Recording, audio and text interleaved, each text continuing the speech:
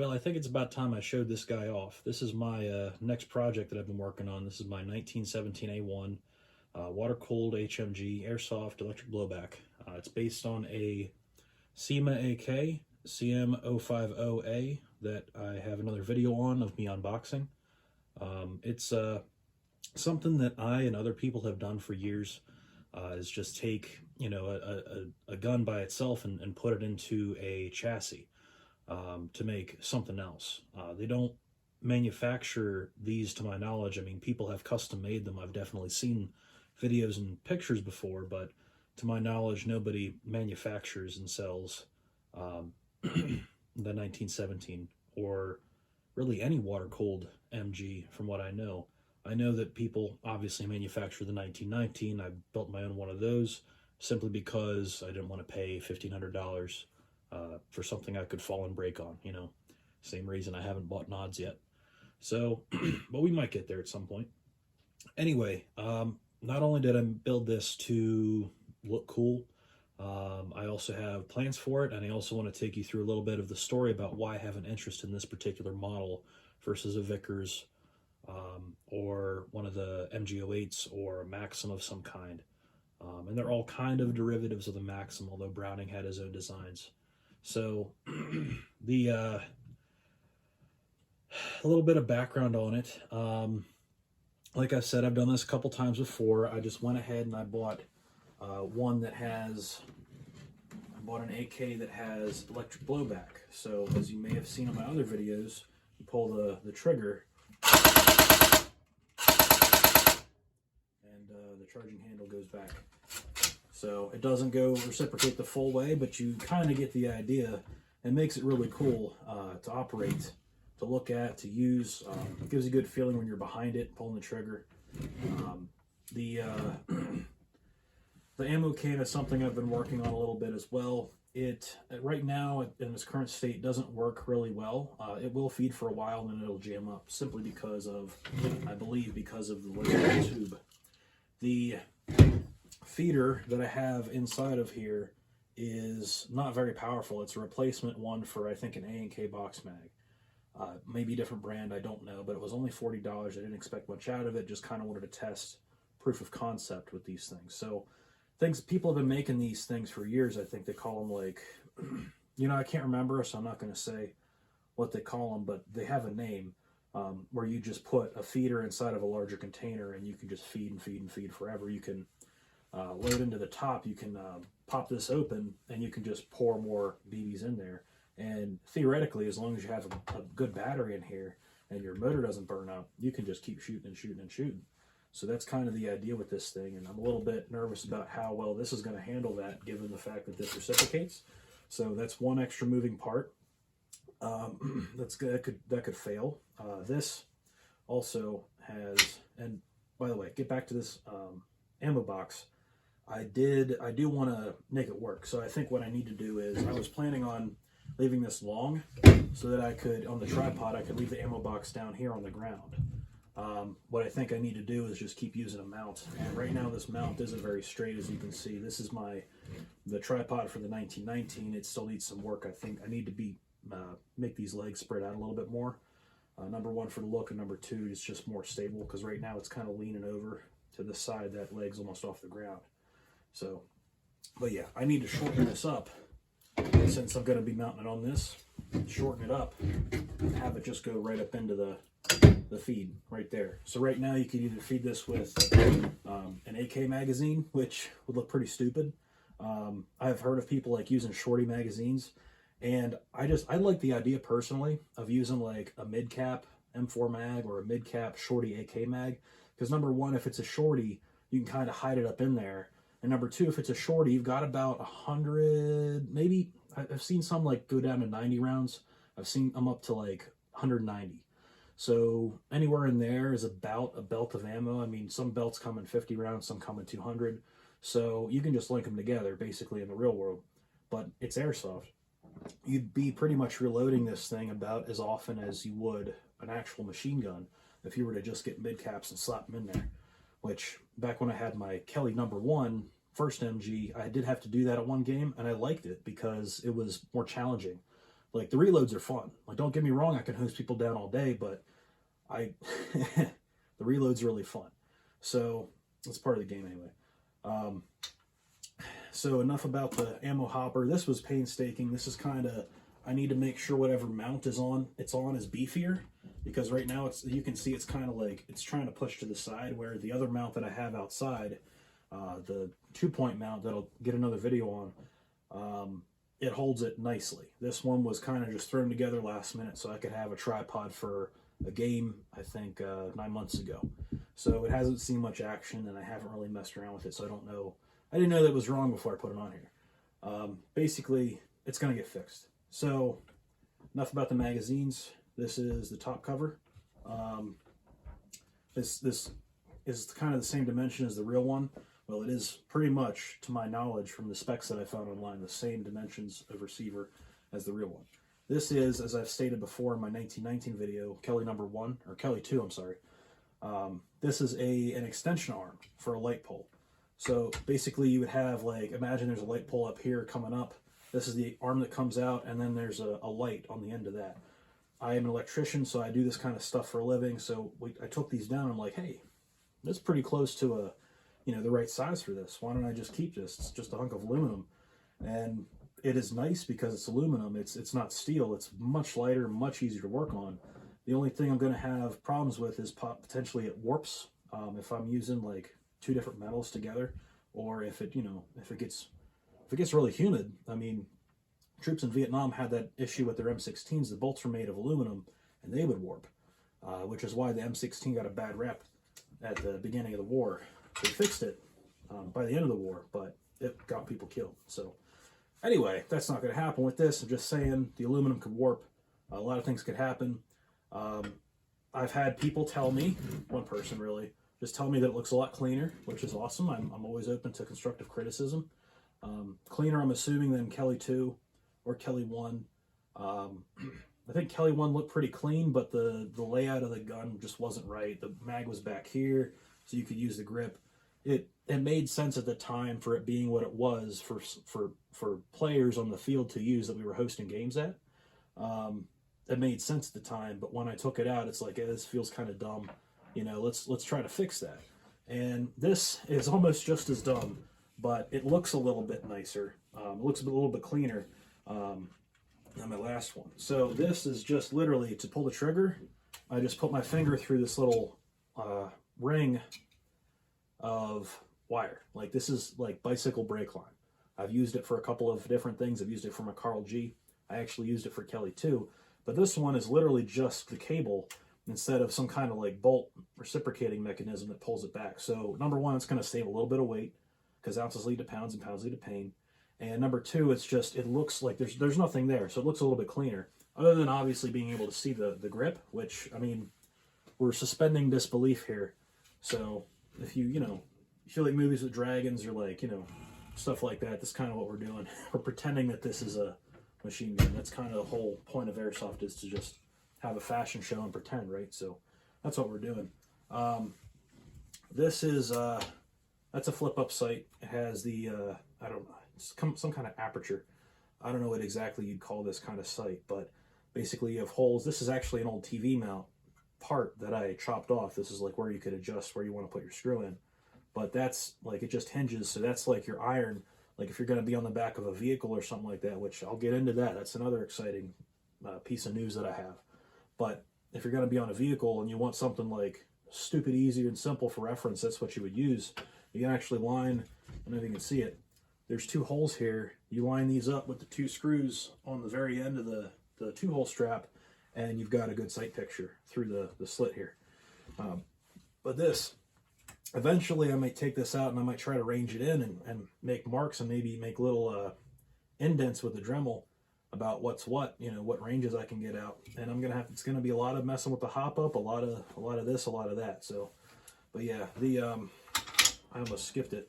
Obviously the battery goes in here, and there's a little bit of a snafu about, this charging handle reciprocating. So we'll see, but I don't think it'll have any issues with this wire being here, because there is in the actual gun, as I've noted in the, what is it? the video that I made about it, like the unboxing and whatnot, I noted that the batteries that I had would not fit inside of the replica proper.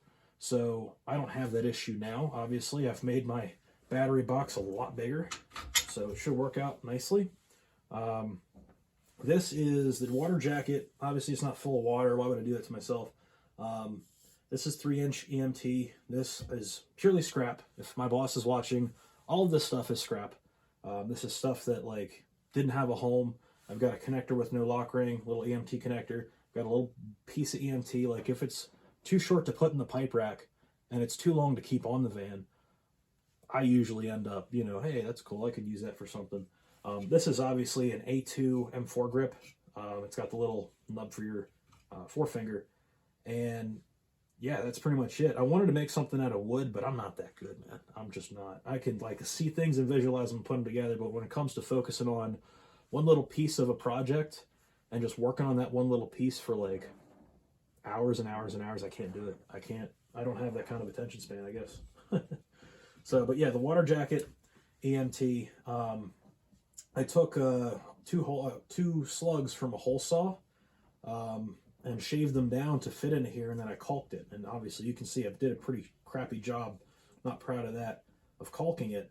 But you know, we are who we are. This hinge is actually 2 toggle bolts, which I put on there originally temporarily because I was going to get, and I have now, 2 hinges that I can put on, or just one hinge. It's a pack of 2. But one hinge that I could put on there to make it look a little bit better. But I'm going to keep it on there as long as it's working. If I have to fix it once it breaks, because that's just really thin stamped sheet metal, once it breaks, I'll replace it. But for now, I'm only opening that cover up maybe 4 times a game. I'm not too worried about it. So the mounting point is kind of hard to see, but I had to do this. I had to make something a little bit extra for this because the mount outside, it would, if I was going to put it originally where I wanted to put it, right here with the bolt through, I would not be able to use the ammo can bracket. The ammo can bracket was going to get in the way of me using that as an anchor point. So I had to move the anchor point further forward for the pintle to fit in there. And now this up here, the thread, actually works as a stopper in the other one to keep it from falling all the way back. Right now, I think that's really just kind of luck that it's not doing it. There's a couple things holding it together, but yeah. The front, the business end, not really much to see. Just a piece of 1-inch EMT, caulked. I keep trying to paint it, man. This paint that I have doesn't stick to galvanized very well. I need to get something else. It's just, it keeps peeling off. With a water jacket this big, I figured that I would have some kind of issues with scratches. So I tried priming it again, painting it, coated it with enamel, but you can see the little ripples. That's because I put it on when it was cold outside. And right now I can't help it. It's cold outside, man. So eventually I will go back and I will repaint everything when it's warm outside. But this is going to have to do for the, you know, for the look for now. That's about all I have about the gun itself. Again, it's just a CYMA AK inside of a chassis with the ammo can on the side of it. I'm really hoping to get this working, man, because that'd be awesome. If I just got to keep slapping mags into it, so be it. I got to buy the mags still, but if I just got to keep slapping mags into it, it is what it is. I'll feel cool, I'll look cool, and so let me get to that next. And it may be on the back of a vehicle. So potentially I may be, and this is a big announcement, I haven't gone over this yet, but potentially I'll be using an old truck of mine that doesn't see a whole lot of action. I may be getting some plexiglass, some Lexan plastic. It has to be Lexan brand name. It can't be acrylic or it will shatter, but Lexan plastic is polycarbonate. It's what they use in your goggle lenses. It's like 200 times stronger than glass. So I want to get sheets of that, cut them, put magnets on them, and put them over my windows on my truck so that I can actually pass inspection in my state once I'm done with an airsoft game. So I'll put those over like things like the mirrors, maybe the radiator, the taillights, the headlights, turn signals, back window. the truck has to look normal when it's not used for a game. So everything has to be magnetically attached and taken off. And I have to put, I'm going to put sidewalls up in the back, but they're just going to look like regular sidewalls. They're not going to be painted or anything, and nothing weird hanging off of them. I'm going to build a pintle for it that can get removed for when it's not in play. And obviously, I'll only set it up once I'm at the site so as to not garner any unwanted attention from the authorities. So, that being said, that's my plan. We have yet to see if it'll happen. I kind of want to wait until May to make sure that the truck passes inspection one more time because the fenders are kind of rusty right now. But once May happens and we can get through inspection, I don't see why I couldn't, like armor it up and have a technical at a couple of Otherworld Productions games and some others, because a couple of guys at Crescent when I was there had a couple of technicals, and man, just once I'd like to see what that feels like, even if I have to, because a sheet of Lexon is not cheap. It's like $400 per sheet, and I figured I need 2 of them. So minimum I'm spending like $1,000 on this project. I want to make sure that that money is worth more than just one trip. But I also don't think my truck can make it to South Carolina. So it's a double-edged sword. Anyway, this is about this gun. So my original interest in the 1917 stems from my uncle. So my granduncle, my grandfather's brother, was drafted into World War II. I don't know how much of his life story he would care for me to share, but I didn't really talk to him a whole bunch, and I don't think anybody's really gonna get hurt if I tell this story. So there were 2 Italian brothers who lived in my uncle's town who got drafted. And back in the day, for some reason, you could take somebody's place in the draft if it came to, and the mother of the 2 Italian boys came to my uncle and said, hey, would you, please go in their place. It'll count the same. So my uncle went, not one to be, looked down upon. So he went overseas. He got trained. He was in the 27th Infantry Regiment, I believe, division. I really don't know how that works. I apologize. But he was known for his work on Saipan, known by us, by our family. He was part of the invasion of Saipan. I think it was July 6th of 1944. 2 Marine divisions, 1 Army division. The Marine divisions originally are who landed, and once they established a beachhead, they were going to go out around the sides of the island of Saipan, and the Army group was supposed to take, after the Marines landed and took the beachhead, they were supposed to unload and take the center of the island, do the Army stuff, And so my uncle was in the Army, not the Marines. My uncle was requisitioned one of these, or I guess attached to, or was part of, I'm overspeaking now, was part of a machine gun crew that used this. So this was like a regimental gun or a division level gun. So you'd only have like 1 or 2 or 3 or 4 of these per regiment, depending on supply. These were basically used in the role of indirect fire. If you needed some kind of basically like light artillery, like if you needed a machine gun to beat down an area, you would set this up not on the front line, but a little bit back, and you would just kind of indirect shoot it over the heads of people, your guys, and hopefully hit the enemy and create what they would call like a beaten zone. So there's videos on YouTube on it if you're interested in that. I think that's really interesting that they would even consider using rifle caliber ammunition for indirect fire, because it doesn't seem like it would be worth it. But what do I know? So anyway, there were usually crews of 3. The largest guy in the regiment got to carry the gun. Second largest guy got to carry the ammo. Third largest guy got to carry the tripod, something like that. But my uncle was the second largest guy. So he started out carrying the ammo or the tripod. Eventually they got to a place called Death Valley. He has a Purple Heart from it. I couldn't tell you exactly where he got hit or how. Death Valley was very infamous on Saipan. Obviously they call it Death Valley for a reason. But the man that manned the machine gun, carried the gun itself, he got hit. He went down. And I don't think they replaced him in time, so they had to keep going. My uncle was then the operator of the gun. They were all trained, cross-trained in the crew, so they could all do a different job if they had to. It was just a matter of who was best at it. So he eventually gets shot. And this is where I don't know anything about the actual combat that he went through, unfortunately, but I'm kind of making this like an homage to him. We'll get to that. But basically, he was then, he had to have his arm, I believe his left arm, field amputated. And it was, you know, he survived. But he, on the hospital ship then, he was recovering. And at one point, the hospital ship either hit a Japanese mine or got torpedoed by a Japanese submarine. And it didn't sink, but when it listed, he was standing by a sink, and I think he hit his head on the sink, and he went blind temporarily. So he had a really bad injuries to his head, and you know, as well as losing his arm and getting shot through the torso, which miraculously the bullet missed all of his vital organs. And he didn't go septic, so he made it. Basically, he made it. And when he got back stateside, he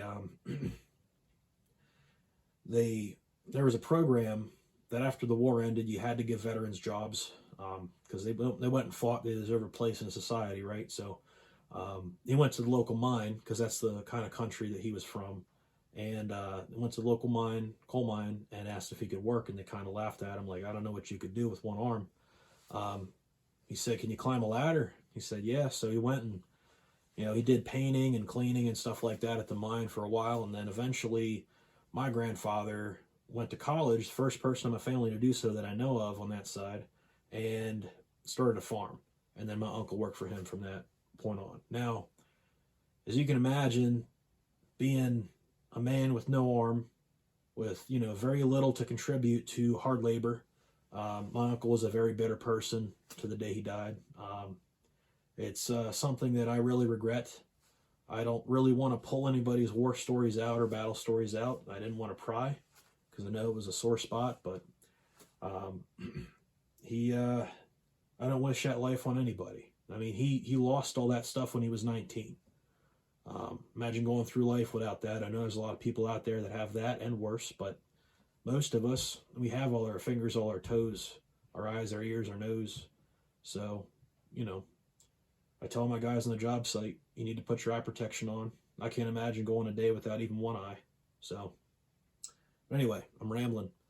I just wanted to say that story because it's unfortunate, and it's kind of what got me interested in this project. And I told myself, once I get enough skills, and I'm still working on it because I'm obviously pretty young, a lot to learn yet, but once I get enough skills that I would build something like this in homage to him.